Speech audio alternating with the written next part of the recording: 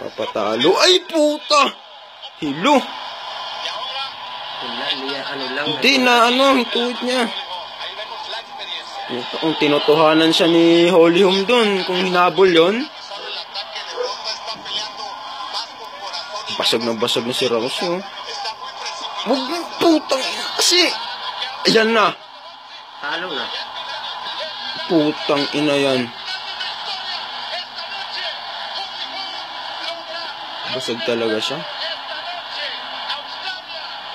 Relax niya. Wala na. Iyak niya si Rouse, eh.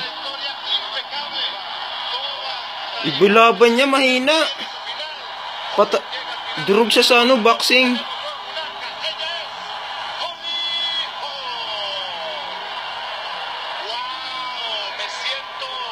Yung sipa talaga nito pamatay. May binigwasan yan, himatay talaga. Ilang minuto.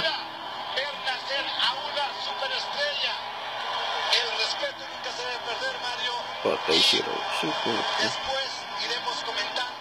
Bad trip.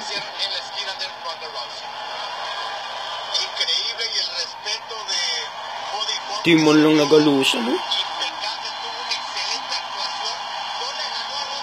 Ganyan belt. Sayang yung challenger lang. Challenger nga, pero hindi siya champion, undefeated lang. Wala pa siyang belt, eh. Tsaka din naman to sa boxing yung kanya-kanya ng belt, eh. Dito pag nanalo ka sa division na to.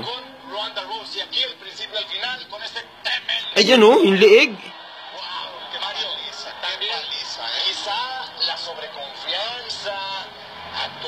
High kick and delay. Ayan, mawawala ka ng malay dyan, eh. Ayan,